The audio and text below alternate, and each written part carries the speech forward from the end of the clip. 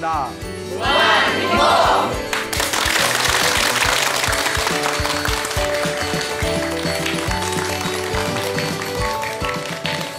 예, 만나서 반갑습니다. 예, 그 부처님 당시에 2600여 년 전에 어느 큰 부잣집에 하녀가 있었습니다. 나이가 어린 하녀가 있었는데 이 하녀는 그 부잣집의 꽃동산을 관리하는 그런 이제 역할을 하고 있었다고 합니다. 근데 이 하녀가 굉장히 똑똑하고 총명했대요. 예, 똑똑하고 총명한 아가씨였는데 얼굴이 되게 못생겼대요. 예, 예. 저 뭐 낱말의 처지는 아니지만 예. 그 뭐 경전에 보면 얼굴이 되게 못생긴 소녀였다. 근데 이 소녀가 매일 어렸을 때부터 이제 그 종으로 태어나가지고 그 부잣집 밑에서 매일같이 일을 해야 되니까 이제 막 힘든 거예요. 보통 그 나이 때 되면 밖으로 놀고 싶고 친구들과 어울리고 싶고 근데 맨날 꽃동산에 가서 동산 관리하는 일만 하니까 나는 왜 이렇게 매일매일 힘들게 살아야 되나 그런 생각을 하게 됩니다. 내가 매일매일 이렇게 힘들게 사는 건 전생에 지은 복이 없어서 그런가 보다. 내가 지은 복이 없으니까 우리 흔히 말하는 것처럼 지지리도 복이 없으니까 예, 내가 이렇게 힘들게 사나 보다. 딱 그런 마음을 가지고 이제 자기 이제 도시락을 챙겨서 그 꽃동산에 또 일하러 갑니다. 가다가 앞에 엄청나게 얼굴이 잘생긴 멋있는 수행자가 저기서 탁발을 하기 위해서 다 이렇게 걸어오는 걸 보게 됩니다. 아니 무슨 스님이 저렇게 멋있고 잘생겼을까? 부럽다.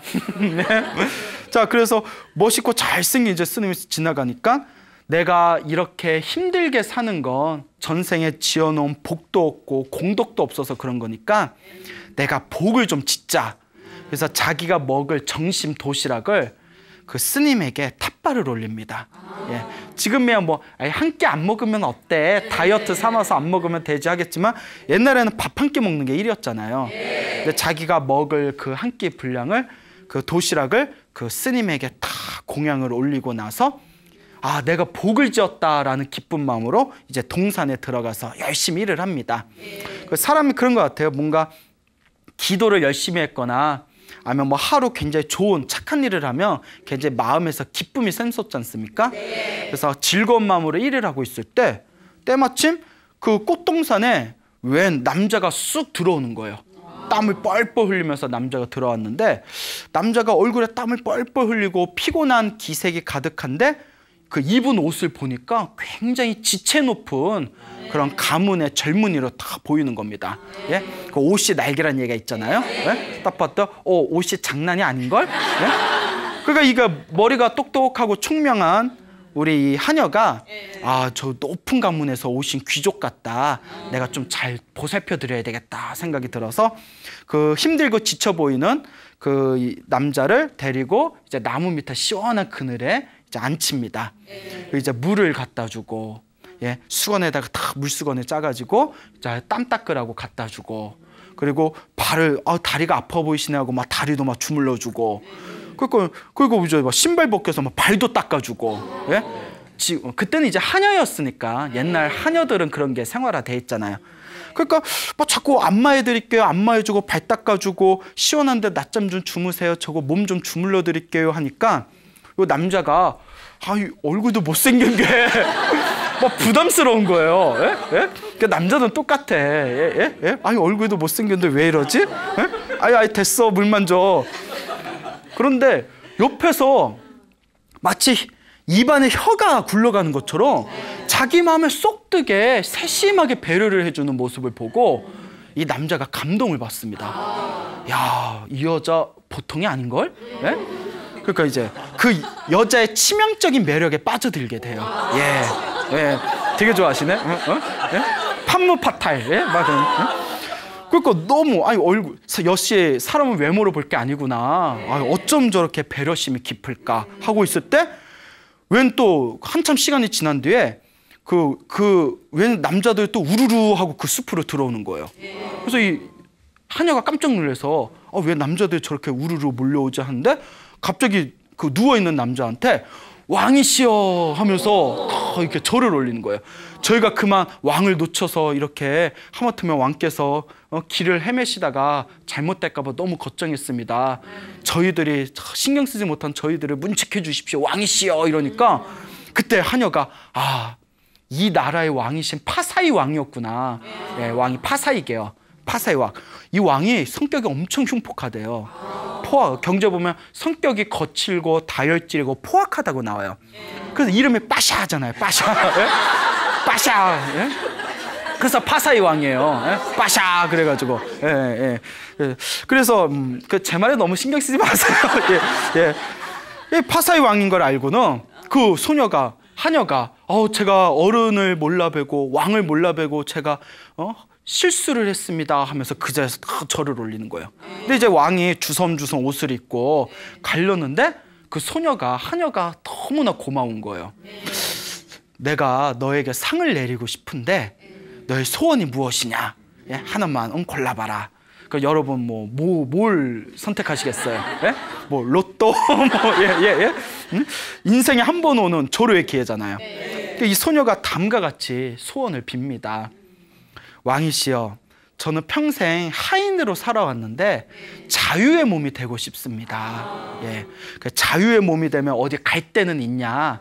딱히 갈 데는 없습니다. 어렸을 때부터 이 집에 종으로 살았기 때문에. 하지만 자유의 몸이 되고 싶습니다. 그러니까 왕이 고개를 끄덕이면서 주인을 부릅니다.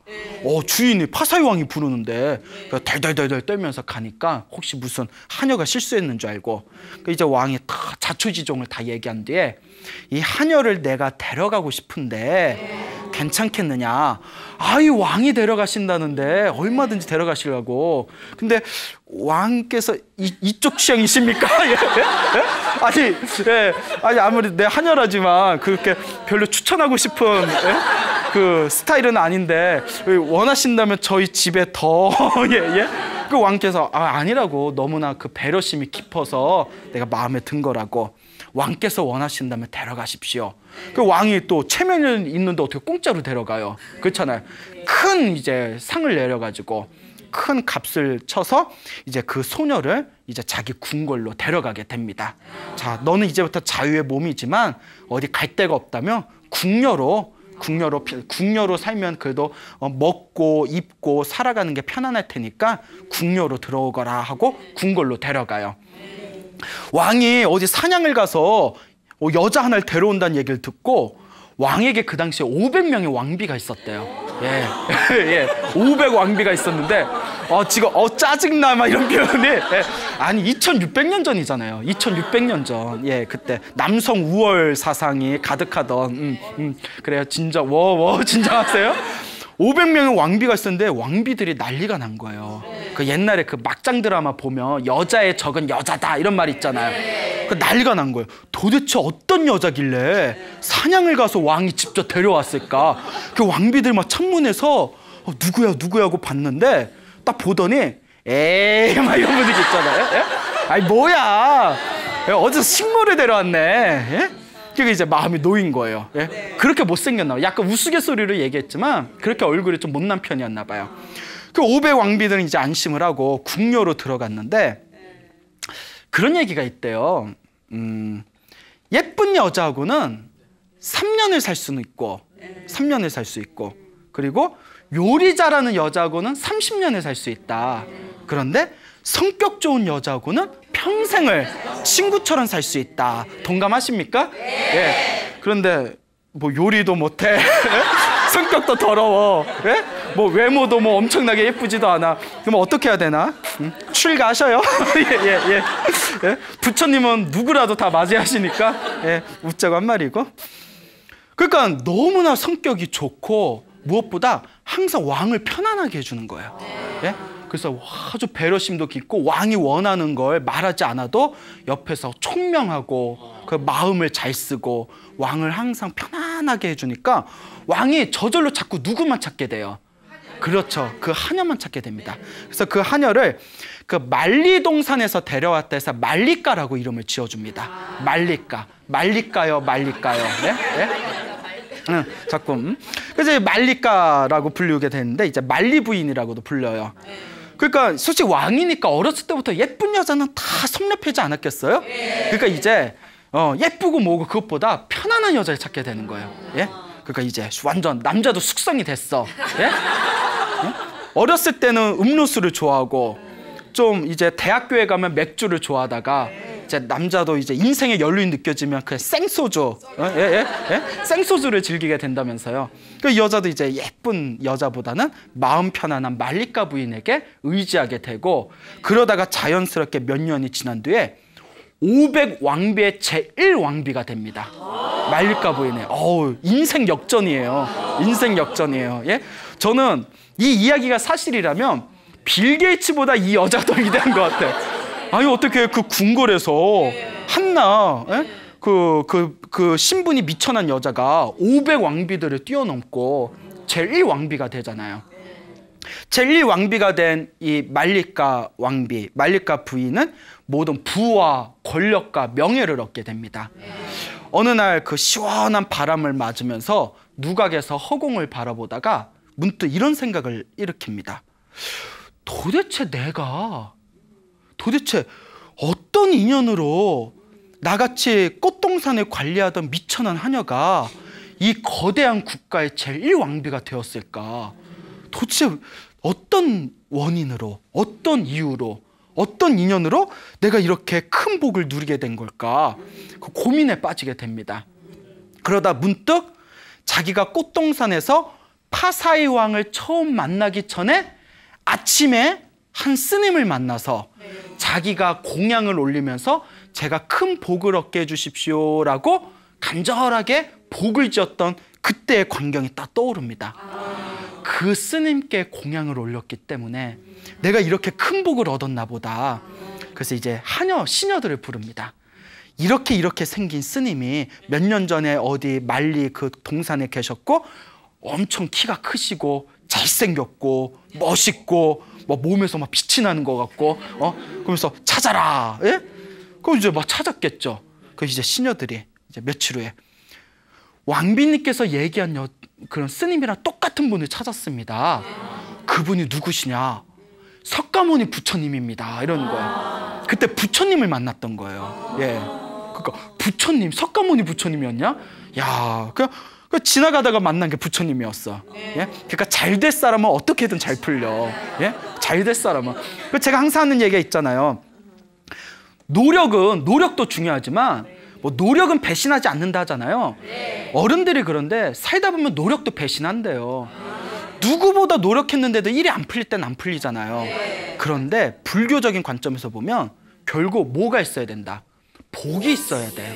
복 있는 애들은 노력 안 해도 잘 풀려요. 예. 누군지 말 안 해도 되겠죠? 나 입이 간질거리는데 말 안 할게. 예?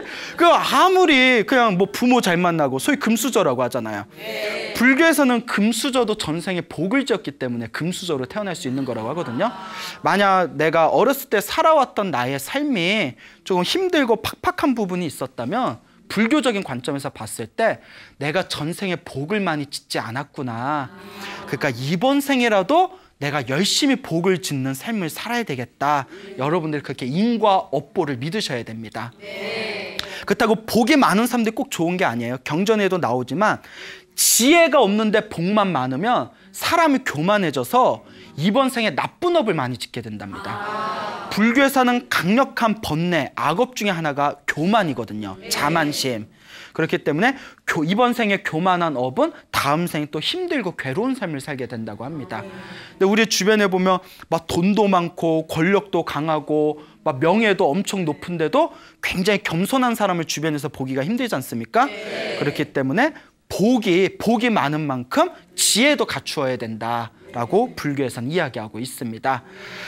그러니까 이 부처님, 석가모니 부처님이었음을 알게 되고 이 말리카 부인이, 이 말리카 왕비가 수많은 이제 시녀들과 함께 부처님께 올릴 화려한 공양물을 챙겨서 부처님이 계신 사원을 가게 됩니다. 부처님께서 법문하고 계시는 사원에 가서 아무리 왕비라고 하더라도 거룩한 부처님한테는 절을 올려야죠. 딱 멀리서 삼배를 올리고 딱 이렇게 뒤에서 봤더니 자기가 몇 년 전에 공양 올렸던 그 잘생긴 스님이었던 거예요. 아이고 저기 계셨네, 저기 계셨네. 그래서 이제 부처님의 법문이 끝난 뒤에 스님, 저 파사이 왕의 부인인 제1왕비인 말리카가 부처님께 공양 올리러 왔습니다. 그 부처님께서 이미 다 알고 계셨다는 듯이 어서 들어오라고 해라. 예? 그 말리카 왕비가 딱 가서 부처님한테 절을 올리고 이제 자기가 그때 몇 년 전에 부처님께 공양 올렸던 그때의 인연을 이야기합니다. 부처님은 당연히 다 꿰뚫어 보고 계시죠. 그리고 부처님께서 말리카 왕비에게 이제 여러 좋은 법문을 해줍니다.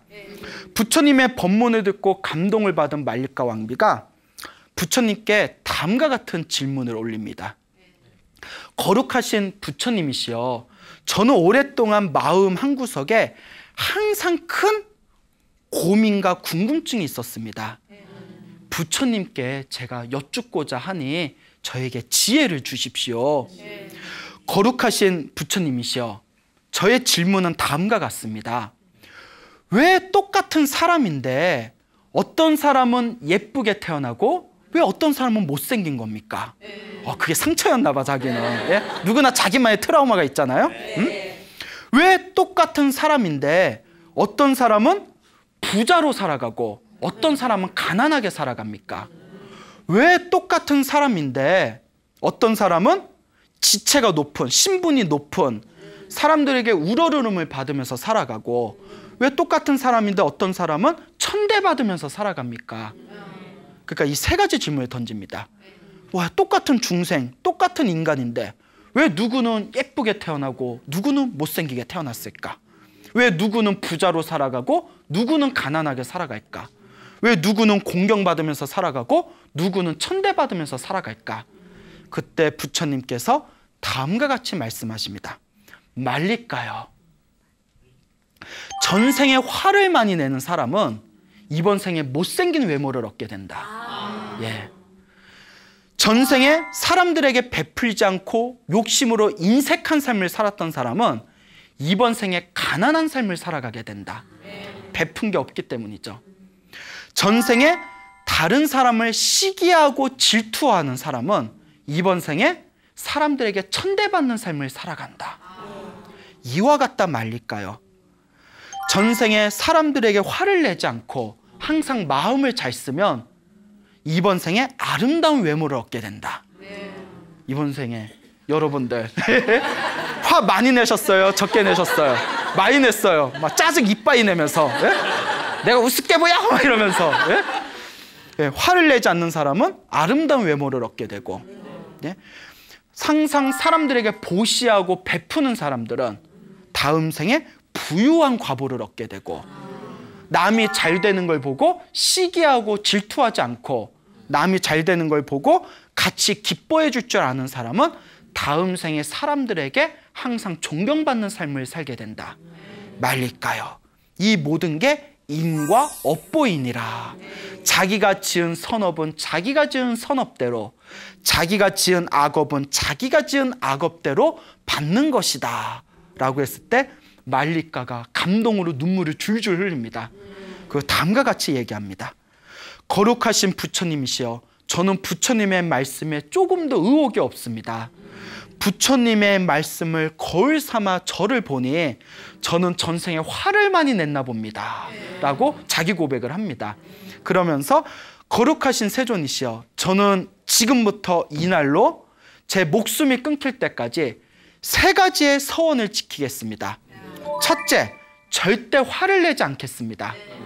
둘째, 항상 사람들에게 베풀겠습니다. 그 다음에 셋째, 결코 누군가를 시기하거나 질투하지 않겠습니다 라고 부처님 앞에서 서원을 세우고, 실제로 말리카는 살아생전 평생 이 서원의 삶을 살아가게 됩니다. 화도 습관이라고 합니다. 예, 여러분도 여러분의 마음 상태를 가만히 보면 화내는 것도 습관이라는 걸 언젠가 경험하시게 될 겁니다. 그리고 화를 낼 때는 화를 낼 만한 징조가 몸에서 펼쳐집니다. 갑자기 화를 낼 때 자기도 모르게 화를 팍 내는 게 아니라 화를 내는 그 순간에 가만히 자기를 바라보며 목과 어깨가 경직되면서 가슴에 열이 올라오는 게 느껴집니다. 그래서 수행을 깊이 해서 명상의 힘이 강한 사람들은 화가 났을 때 화를 내기 직전에 목과 어깨가 굳어지는 걸 관찰하고 그 순간 굳어지는 목과 어깨를 호흡과 명상의 힘으로 의식적으로 풀어내면 올라오던 화를 가라앉힐 수가 있게 됩니다. 예. 그렇기 때문에 화도 습관이라는 거. 그리고 어떤 분은 굉장히 자기가 화를 잘 내는 성격이었는데 어느 스님에게 스님 자꾸 화가 납니다. 어떻게 해야 되겠습니까? 화가 날 때마다 관세음보살을 불러라 라고 시켰답니다. 그러니까 화가 확 날 때 관세음보살, 관세음보살, 관세음보살. 그러니까 관세음보살 부르니까 좀 마음이 가라앉고 또 화가 팍 날 때 관세음보살, 관세음보살, 관세음보살. 그러니까 좀 가라앉는 것 같고 또 화가 팍 날 때 관세음보살, 관세음보살, 관세음. 그래서 이 보살 별명에 관세음보살 이제 별명에 관세음보살 보살님이라 불렀어요. 맨날 관세음보살, 관세음보살 부르는 관음보살, 예, 관음보살. 그러니까 이분이 이렇게 30년을 했더니 나중에는 화가 나지 않더라고. 예, 화가 좀 날 것 같아도 그냥 관세음보살 찾으니까 마음이 편안해진 걸 느낀다고 합니다. 그래서 주변에 큰 스님들이 그런 말씀을 하십니다. 절에 10년을 다니고 20년을 다니고 30년을 다닐 때 자기의 짜증과 자기의 분노로 누군가를 불편하게 한다면 그 신도는 제대로 기도한 게 아니다. 예, 여러분들도 기도 생활을 하고 불제자로서 살아가면서 내가 화가 얼만큼 줄었는지를 한번 스스로 수행 삼아서 여러분들 평가해 보시기 바랍니다. 어떤 분이 그런 얘기를 하시더라고요. 스님, 요새 세상에 화 안 내면 바보 소리 들어요. 호구예요, 호구. 근데 여러분, 남들 눈에는 바보로 볼지 모르더라도 여러분들이 화를 내지 않는 습관을 통해서 미래 세상에 엄청난 복덕을 얻을 수 있다는 것을 기억해 두시기 바랍니다. 자, 그리고 또 부처님께서 다음과 같이 말씀하십니다. 만약에 이 세상 사람들이 누군가에게 베푼다는 거, 보시를 통한 다음 생의 공덕을 누구라도 알 수 있다면, 다음 생에 자기가 보시를 하면 어떤 공덕을 얻게 되는지를 알 수 있다면 이 세상에 아무리 배가 고파도 혼자 밥을 먹는 사람은 사라질 것이다. 그만큼 밥 한 조각이라도 누군가와 나눠 먹는 공덕이 엄청나게 크다고 합니다. 예, 그 여러분들도 보시라고 하면 뭐 엄청나게 큰 돈을 내야 그게 큰 보시가 된다고 착각하는 불자들이 많습니다. 우리 부처님께서는 양보다 질이라고 했습니다. 그 질은 바로 정성이라고 했습니다. 쌀 한 톨이라도 사과 한 조각이라도 정성으로 보시하는 공덕은 반드시 강력한 선업이 된다고 합니다. 그러니까 여러분들도 절에 가셔서 부처님한테 뭐 쌀 한 줌이라도, 그렇다고 뭐 한 줌만 올리면 좀 민망하긴 하지만 이제 마음이 중요한 거죠. 예? 또 생수 한 통이라도, 예? 1,000원짜리 생수 한 통이라도 부처님께 공경하는 마음으로, 예? 사과 한 조각이라도 부처님께 올리는 것 자체가 강력한 선업이 될 수 있고, 여러분들 주변에 힘들게 사는 사람한테 라면 한 봉지라도 베풀 수 있다면 그게 다 보이지 않는 강력한 미래 세상의 선업이 될 수 있다는 것을 기억하시기 바랍니다. 시기와 질투라는 개념이 굉장히 인간의 강력한 번뇌 중에 하나입니다. 어떤 분이 선생님, 저는 안 그러려고 했는데 주변에 잘 되는 사람 보면 저도 모르게 얼굴이 벌개지면서 질투심이 납니다. 이런 이야기를 하시는 분들을 종종 보게 됩니다. 우리 불교에서는 다음과 같이 가르칩니다. 남이 잘 되는 걸 보고 부러워하는 것은 악업이 되지 않습니다. 부러워하는 건 괜찮습니다. 부럽다. 근데 질투는 그 부러운 감정을 억누르기 때문에 질투가 되는 거랍니다. 그러니까 부러운 사람을 보면 부럽다고 인정하십시오. 네? 그러니까 부러워 인정하시고, 대신 불교에서는 다음과 같이 가르칩니다. 부러운 사람을 보면서 저 사람은 전생에 복을 지어서 저렇게 좋은 일을 만나게 되었구나. 그러니 나도 이번 생에 복을 많이 지어서 나도 미래 세상에 행복을 성취하리라 라고 마음을 돌리라고 합니다. 부러운 사람을 보고 질투심을 일으키는 게 아니라 부러운 사람을 보고 나도 전생에 저 복을 지은 저 사람과 같이 이번 생에 열심히 복을 짓겠다 마음을 돌리면 질투심을 언젠가는 극복하게 되리라 라고 말씀하셨습니다. 그러니까 오늘부터 여러분도 뭔가 여러분들 마음에 보이지 않게 질투의 그림자를 일으키는 그런 사람이 있다면 마음속으로 당당하게 나 저 사람 부럽다. 그리고 저 부러운 사람은 나보다 전생에 복을 많이 지어서 그런가 보다. 그러니 나도 이번 생에 내가 복을 열심히 짓겠다 라고 마음을 돌려보시기 바랍니다. 이렇게 말리카 부인의 3가지 서원, 화를 내지 않겠습니다. 그리고 사람들에게 제가 힘닿는 대로 베풀겠습니다. 그리고 3번째, 잘 되는 사람을 보면 시기 질투하지 않고 진정으로 진심으로 같이 기뻐해 주겠습니다. 이 3가지 서원을 가지고 더욱 실한 불자가 됩니다. 예. 그래서 이 말리카 부인이 부처님의 이제 제자가 되고 신도가 돼서 항상 부처님의 법문에 이제 목마르게 됩니다. 근데 이제 자기의 신분이 자기가 편할 때마다 궁궐 밖을 나갈 수 있는 그 위치가 되질 못하니까 이제 왕에게, 굉장히 머리가 지혜로운 여인이지 않습니까? 왕에게 이제 꾀를 냅니다. 왕이시여, 제가 석가모니 부처님 밑에 이제 신도가 됐는데 법문이 너무 좋습니다. 근데 자꾸 남자란 게 그래요. 자꾸 다른 남자에 대해서, 예? 어쨌거나 부처님도 다 남자 몸이지 않습니까? 자꾸 좋은 얘기를 하면 질투가 생기거든요. 근데 이 말리카 부인이 얼마나 지혜로우냐면 부처님을 만나서 남편에게 더 잘해야 된다는 걸 배우고 있습니다 하면서 더 잘하는 거예요. 지혜롭죠. 그리고 왕이 흡족한 거죠. 그런 훌륭한 분은 자꾸 찾아가서 인사하라고. 그러다 이제 부인이 어느 날 왕이 기분 좋을 때 이렇게 이야기를 합니다. 왕이시여, 부처님의 법문이 너무 좋은데 왕도 좀 들으시면 좋겠습니다. 그 기분이 좋을 때. 그 왕이 하도 부처님 자기가 사랑하는 아내가 부처님에 대해서 이야기를 하니까 그렇게 이제 부인의 말을 듣고 부처님이 계신 기원정사를 찾아가게 됩니다. 기원정사를 찾아가서 부처님의 법문을 다 들었는데 뭔 말인지 하나도 못 알아듣겠는 거예요. 부처님 한참을 졸다가 파사왕의 몸이 이랬답니다. 엄청난 거구에 뚱뚱했는데 한참 졸다가 이제 궁궐로 돌아옵니다. 그게 이제 말리카 왕비가 부처님 법문을 직접 들으니 어떠십니까? 뭔 말인지 하나도 모르겠다고. 나 이제 안 갈래 이래버리는 거예요. 그러니까 말리카 부인이, 여러분도 남편한테 절에 가서 공부 좀 해 이러면 남편이 더 짜증나요. 말리카 부인 다음과 같이 얘기합니다. 그러면 왕비들이 부처님 법문을 대신 듣고 기억해뒀다가 왕께서 심심하실 때 왕비 보고 들었던 법문 좀 한번 얘기해봐라 하시면 편하지 않겠습니까? 인간 녹음기예요. 예? 그리고 왕이 괜찮거든요. 그래? 그러면 그렇게 자네들이, 왕비들이 부처님 사원에 가서 직접 듣고, 그리고 뭐 여의치 않을 때는 부처님 제자분들이 우리 왕궁에 와서 법문 좀 해주실 수 있게끔 그렇게 부탁 좀 해보자.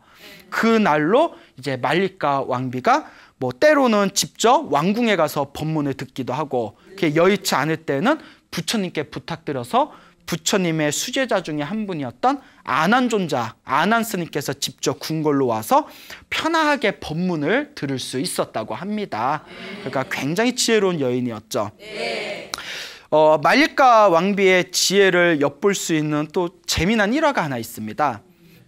파사의 왕이 굉장히 흉폭했다고 합니다. 포악한 성격이었대요. 굉장히 다혈질이라서 재판을 하면 무조건 사형시켰다고 합니다. 마음에 안 들면 됐어 사형 이래버리니까. 근데 이제 말리카 왕비가 보니까 어쨌거나 살생이지 않습니까? 저렇게 무턱대고 사형을 시켜버리니까 꾀를 낸 게, 왕이 술을 마시면 애기같이 마음이 부드러워지는 겁니다. 예? 그러니까 보통 다른 사람은 술을 마시면 더 다혈질이 되는데 왕은 평소에 다혈질이다가 술만 마시면 기분이 좋아져가지고 애기같이 마음이 부드러워지는 걸 딱 생각해내고, 재판이 있는 날에는 재판 전에 미리 옆에 가서 막 애교를 떨면서 술을 먹였대요. 그러니까 알딸딸해질 때 왕이시여 재판을 하셔야 됩니다. 가보자. 뭐 이런 죄목이 있어요. 그러면 이제 옛날 같으면 이런 건방진 사형 이랬을 텐데 알딸딸하잖아요. 왜 그랬어? 그러면 안 돼. 그래, 저 감옥에 좀 뒀다가 정신 차리면 나중에 풀어줘라. 뭐 이런 식으로 부드럽게 이제 하다 보니까 사람들의 칭찬이 자자한 거예요. 근데 어느 날 어느 스님께서 부처님께 질문을 던집니다.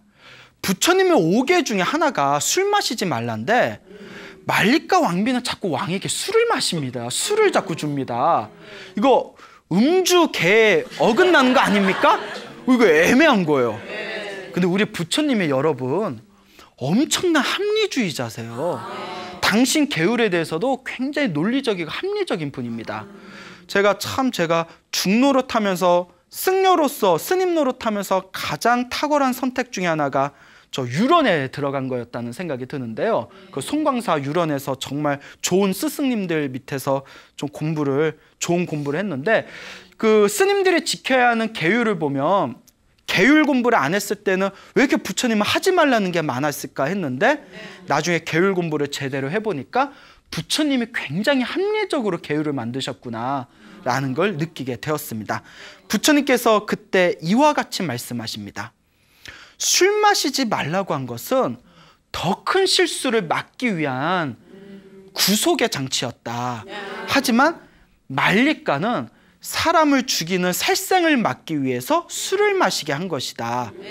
오히려 말리까야말로 음주계, 계율의 진정한 의미를 더 잘 파악한 것이다. 더 큰 잘못을 막기 위해서 술을 마시게 한 거기 때문에 말리까가 다른 사람에게 술을 먹게 한 것은 음주계에서 벗어난 것이 아니다 라는 그런 말씀을 하십니다. 예.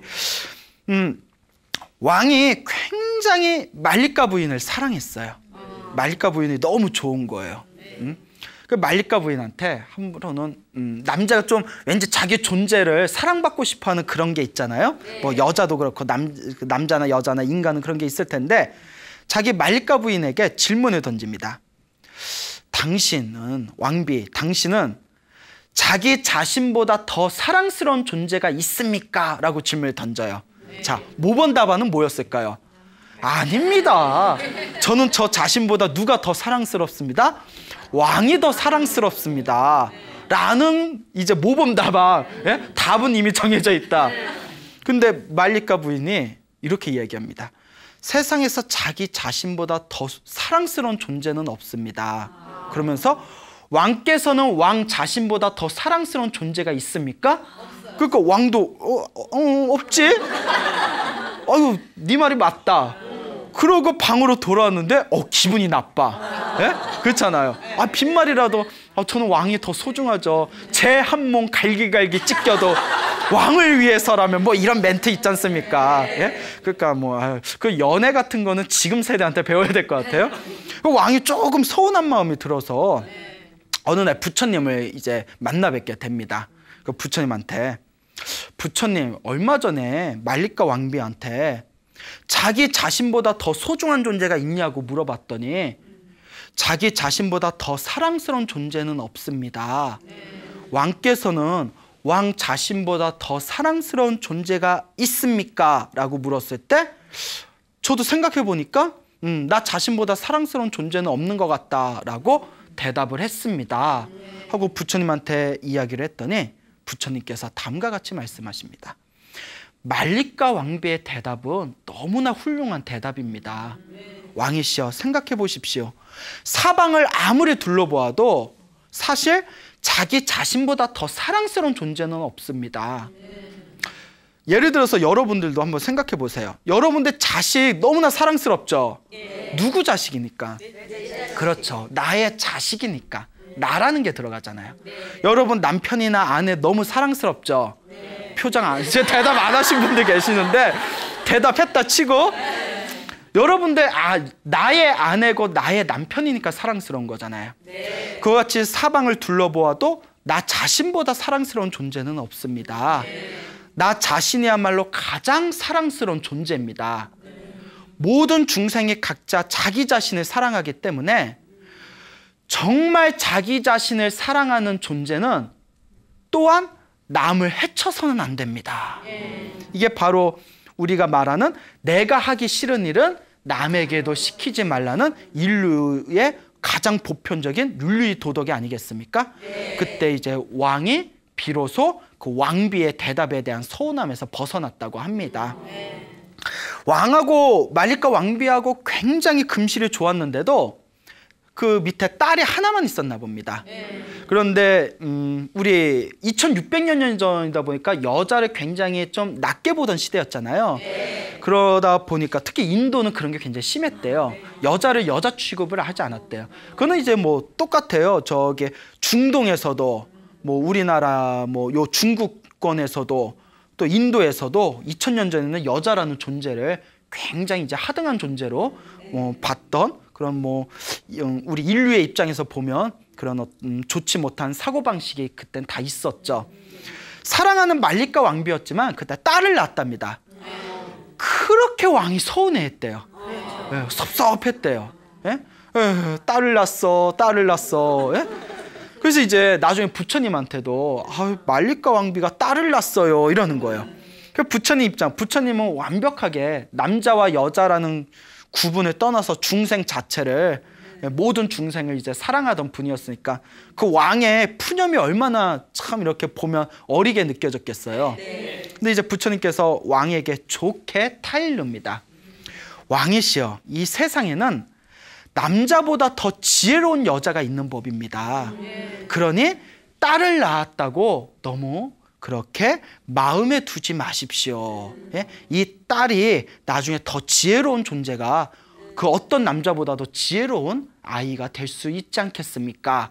그러니까 부처님의 또 이야기를 듣고 그 서운한 마음을 털어버렸는데 부처님의 그 말씀대로 요 말리카 부인의 딸인 이 아이가 나중에 옆에 있는 우정국이라는 나라의 왕비가 됩니다. 왕의 부인이 돼서 왕비가 되는데 그때 자기 어머니의 스승이었던 이 석가모니 부처님께 법문을 듣게 됩니다.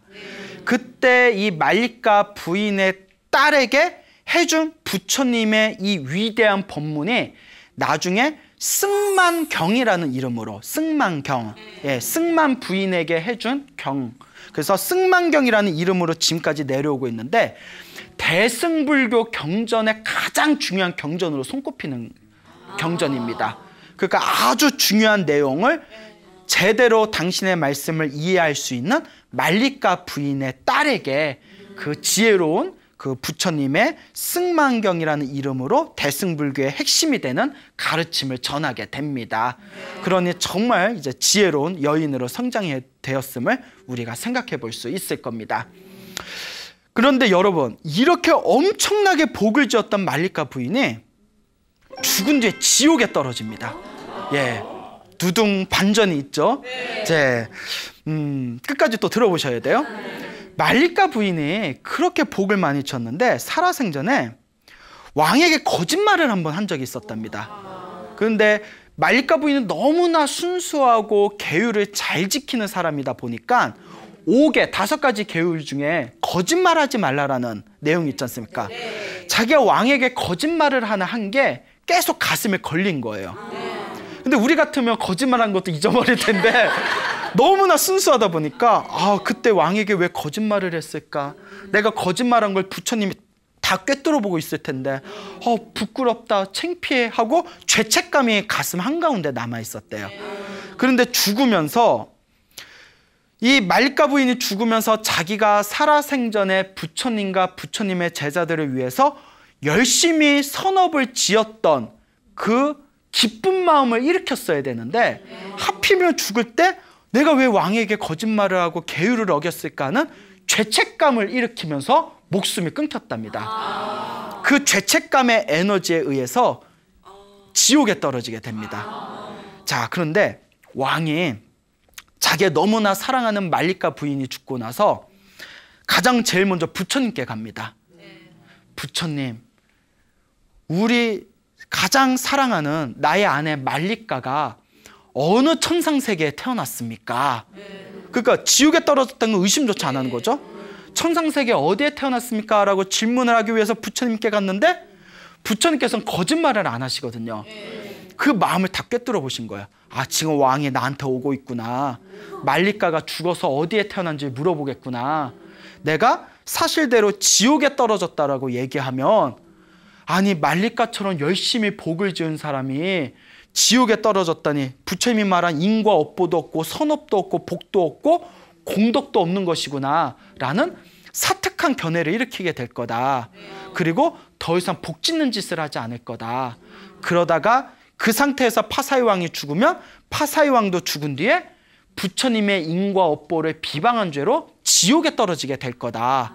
그러니 질문을 못하게끔 해야 되겠다 해가지고 부처님이 일부러 이렇게 그 왕이 왔을 때 다른 왕의 마음을 기쁘게 해줄 수 있는 다른 법문을 해줘서 왕비가 어디에 태어났는지를 질문하는 것을 쏙 잊어버리게 만듭니다. 그래서 이제 왕이 기쁜 마음으로 궁궐에 갔는데, 아이고 이런 바보 같은, 내가 왕비가 어디 태어난지를 물어봐야 하는데 잊어버렸네. 그 다음날 또 다시 부처님을 찾아가요. 부처님이 또 생뚱맞게 다른 얘기예요. 근데 내가 보기엔 왕도 머리가 별로 좋았던 것 같지는 않아.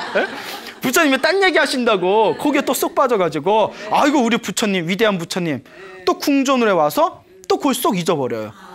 아유, 내가 다음에는 내일에는 또 부처님께 찾아가서 다시 물어봐야 되겠다. 또 3일째 찾아와요. 그 부처님도 힘드실 거야. 올 때마다 또 딴 얘기 하세요. 날씨가 좋네. 뭐 이러면서. 그래서 이런저런 얘기하다 7일이 지났습니다. 7일이 지나고 나서, 자, 여기서 중요한 게 있습니다.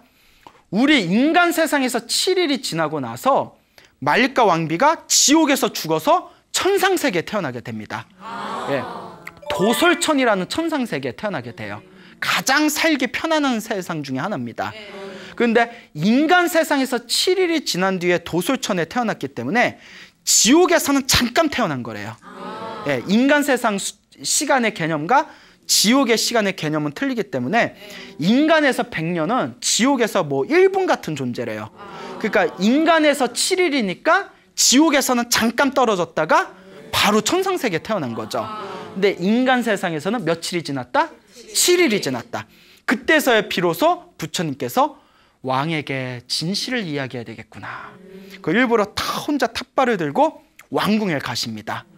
부처님이 왕궁 밖에 마차가 있는 곳에서 뜬금없이 마차가 있는 데에서 다 이렇게 서 계시니까 왕이 헐레벌떡 내려옵니다. 그러니까 아니 어쩐 일로 여기 오셨습니까? 그러니까 딱 부처님께서 왕을 보면서 실은 저에게 질문하고 싶은 게 있지 않습니까? 이러는 거예요. 아 이제 당당하다 이거예요. 예? 그때서야 왕이 딱 그 생각이 나서 우리 왕비가 어디 태어났습니까? 이러니까 예, 하늘세계 도솔천이라는 아주 아름답고 살기 편안한 행복한 천상세계에 태어났습니다. 그 왕이 막 눈물을 흘리는 거예요. 맞습니다, 부처님. 내 말리가 왕비가 천상에 태어나지 않는다면 누가 천상에 태어나겠습니까?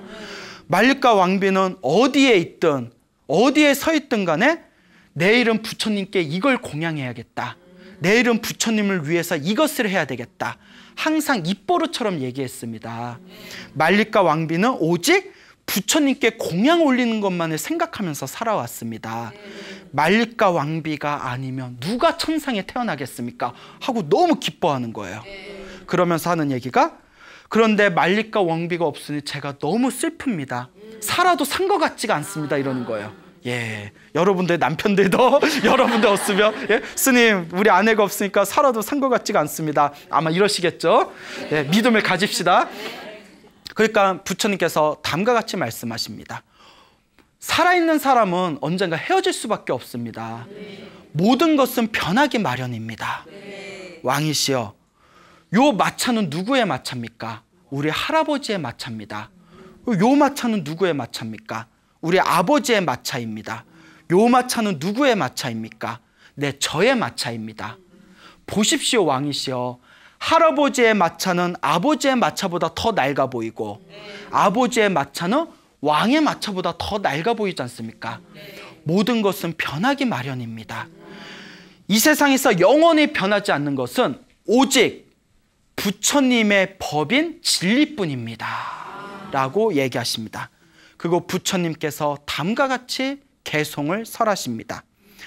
화려하게 꾸민 왕들의 마차도 결국은 낡아가듯이 아름답게 꾸민 이 몽뚱이도 결국은 늙어간다. 오직 부처님의 법만이 영원히 변하지 않는 진리이다. 그러니 여러분들도 우리 앞에 펼쳐진 이 무상하게 변해가는 것들에 너무나 마음 쓰지 마시고 영원히 변하지 않는 이 불법을 위해서 복 짓고 선호 짓고 공덕 짓는 수행의 삶을 사시기를 바랍니다. 오늘은 말리과 왕비의 공덕에 대한 이야기를 들려드렸습니다. 여러분, 행복해지고 싶습니까? 예! 행복한 삶을 창조하고 싶습니까? 예! 복을 지으십시오. 선업을 지으십시오. 공덕을 쌓으십시오. 복과 선업과 공덕의 힘이 여러분들을 진정한 행복의 길로 이끌어 줄 것입니다. 오늘 여기서 마치겠습니다. 소중한 나, 무한 행복!